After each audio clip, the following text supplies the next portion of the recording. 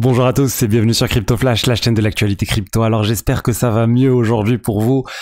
Le marché crypto a repris, on va parler de plein de choses. Il s'est passé bien sûr beaucoup de choses autour du cours des crypto-monnaies, mais il y a aussi eu plein d'autres actualités.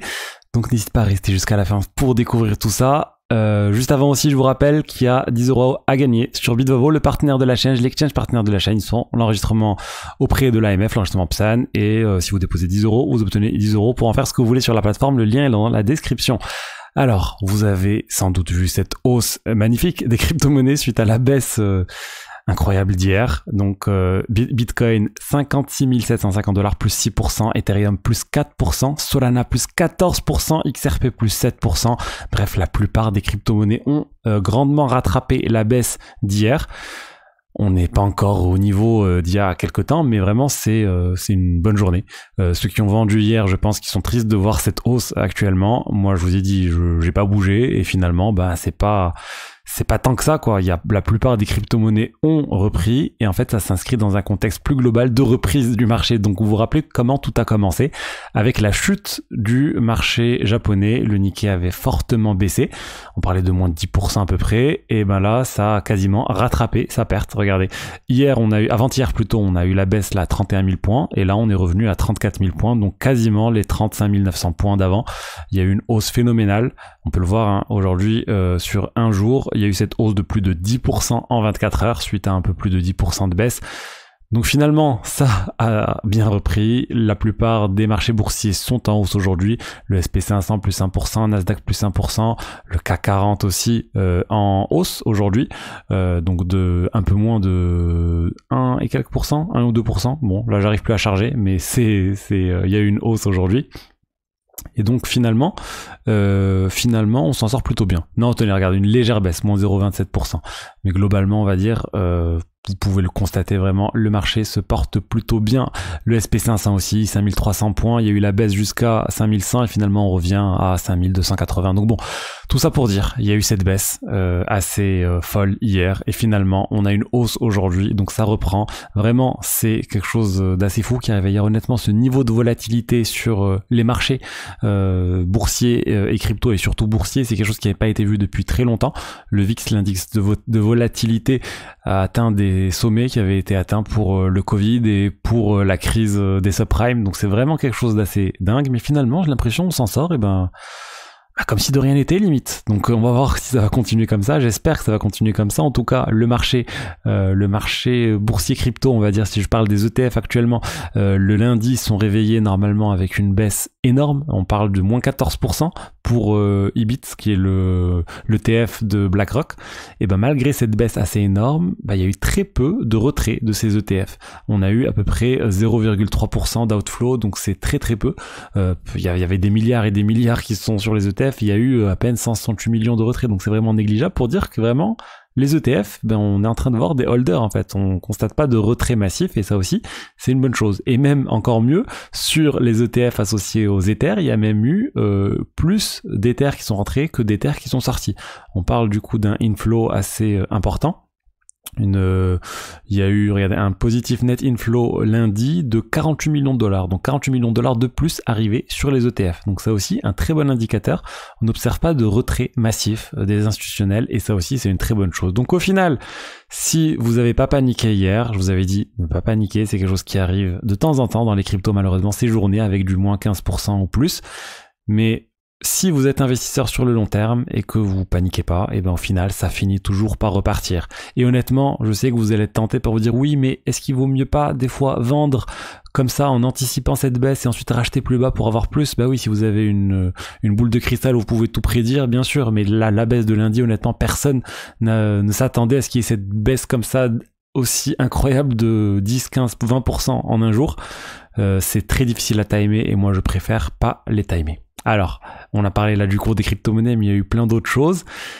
Alors la blockchain Ronin et son bridge de nouveau piraté, 12 millions de dollars volés. On rappelle, ils avaient été volés de plus de 600 millions de dollars lors du piratage du bridge il y a quelques temps. Ce pont vers la blockchain Ronin, qui est une blockchain très utilisée au niveau du gaming, c'est la blockchain sur laquelle tourne Axie Infinity, un jeu très connu dans l'écosystème crypto. Alors heureusement, les 12 millions auraient été volés par un white hat, donc un gentil hacker, qui au final a rendu déjà l'écrasante majorité, il a rendu tous les Ethers, 4000 Ethers, on attend maintenant les 2 millions d'USDC, mais ils vont arriver, et Axie Infinity, enfin plutôt, ils ont annoncé, les développeurs de Ronin, qu'ils allaient donner une récompense de 500 000 $ au chercheur qui a trouvé cette faille de sécurité, pour le récompenser de ça. Enfin, alors qu'est-ce qui s'est passé? Il y a eu une mise à jour, le jour même en fait, du bridge Ronin, qui introduit cette faille de sécurité qui a été exploitée par quelqu'un. Heureusement, entre-temps, Axie Infinity, par rapport au piratage des 600 millions $, ils ont mis en place des mesures pour limiter le nombre de retraits qui peut être effectué en une seule transaction. Donc concrètement, le hacker, il pouvait pas voler plus de 12 millions $, du coup ça c'est une bonne chose. Imaginez, il aurait pu potentiellement prendre 800 millions $ qu'il y a sur le bridge actuellement.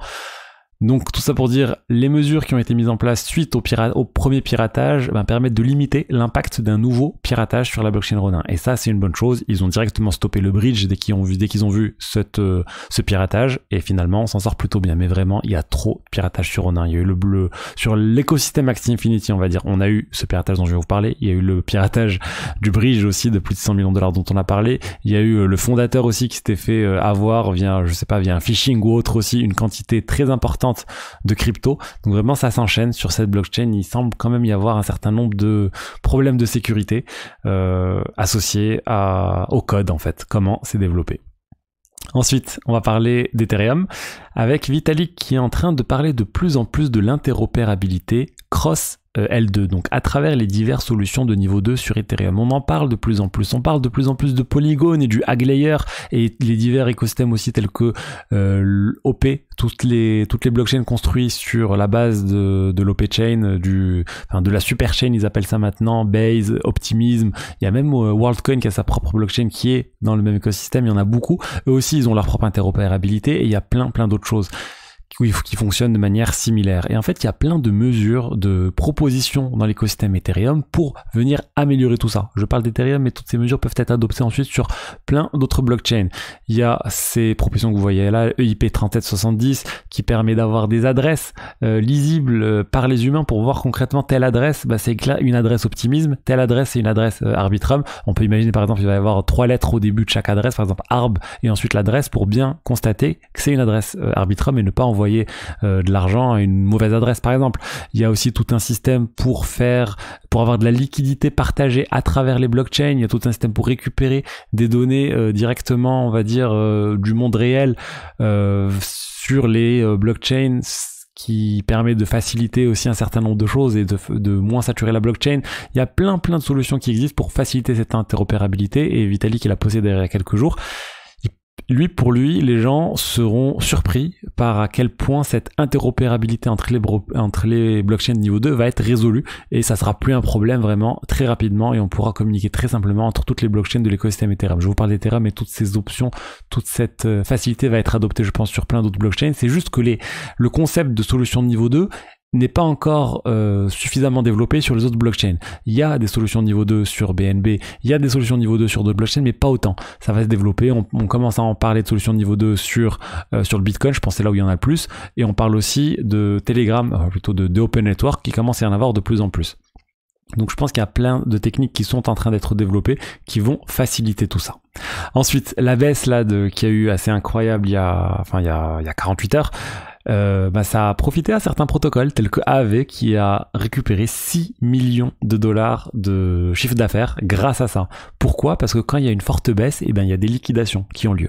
Des liquidations de ceux qui prennent des prêts et qui se font liquider quand la valeur de leur collatéral baisse et atteint un niveau où ils ont le droit de se faire liquider et leur collatéral est vendu sur le marché. Et les personnes qui font ces liquidations se prennent un pourcentage, j'ai plus le pourcentage en tête, mais c'est de l'ordre de 5%. Comme récompense. Et du coup, cette récompense, ça, c'est aussi, en fait, plutôt, il y a une pénalité de 5% et il y a une partie qui est récupérée par Aave. Et il y a une partie pour les gens qui font la liquidation. Donc ça génère de l'argent. Et là, ils ont généré 6 millions de dollars. Donc cette panique génère de l'argent pour les protocoles de finance décentralisés. Ça génère aussi de l'argent pour les exchanges centralisés. Mais là, on n'a pas la vision parce que, bien sûr, il y a plein de liquidations aussi sur les exchanges centralisés. Mais tout ça pour dire qu'au final, la crise profite à certains protocoles tels que Aave. Et ils ont d'ailleurs un token, le token Aave, qui a pas mal... je pense qu'il y a... J'ai envie de dire quand même que c'est un token qui est c'est une bonne opportunité, je pense, parce que c'est vraiment un protocole où il y a de l'argent. Il y a de l'argent qui est généré par le protocole. AVC solide, ils ont une roadmap assez sérieuse et c'est plutôt pas mal. Honnêtement, c'est un protocole assez... Enfin, c'est l'un des protocoles les plus sécurisés aussi, d'un point de vue audit de sécurité réalisé. Alors, ensuite, on a Ubisoft. Ubisoft, ils viennent d'annoncer un nouveau jeu qui va arriver et cette fois ça arrive sur le Layer 2 Arbitrum. Donc on a parlé de solutions de niveau 2, je vous ai dit on en parle de plus en plus, c'est basé sur une série, sur un dessin animé qui est sur Netflix, qui s'appelle Captain Laserhawk. J'avais jamais entendu parler, mais il y a plein de personnages de Ubisoft qui vont être dans le jeu, y compris Rayman. Et pour l'instant, on a juste une bande-annonce et on n'a pas encore le gameplay de ce jeu qui va être sur Arbitrum, mais il y aura une composante Web3. C'est fait en collaboration avec la fondation Arbitrum. Ce que vous voyez ici, c'est la bande-annonce de la série sur Netflix. Et voilà, donc Ubisoft, il ne lâche pas la partie Web3. Il continue de développer des choses. J'avais vu le président d'Ubisoft qui était présent il y a 2 ans, je pense, à Binance Blockchain Week. J'avais assisté à sa conférence, donc vraiment au plus haut niveau, ils sont très impliqués dans les cryptos, dans le Web3 et ils ne lâchent pas ça. Et j'ai l'impression qu'ils sont en train de développer des licences, on va dire, spéciales pour la partie Web3. Ils n'ont pas envie de refaire, on va dire, l'erreur qu'ils avaient fait par le passé en allant sur une grande licence AAA et intégrer du Web3 dessus, des NF3, ça avait pas trop bien pris auprès des gamers. Et là, je pense qu'ils partent sur des plus petites licences, des choses moins connues, pour tester le terrain et voir est-ce que ça va marcher, est-ce que ça va prendre, est-ce que vraiment les joueurs sont intéressés par ce type de choses. Donc on va voir Captain Laserhawk, la nouvelle licence qui débarque sur Arbitrum. Voilà ce que je voulais vous dire aujourd'hui sur les diverses actualités crypto. J'espère que le contenu vous a plu. Si c'est le cas, n'hésitez pas à liker, commenter, vous abonner. Et je vous dis à demain pour la suite. Allez, au revoir. Ciao, ciao.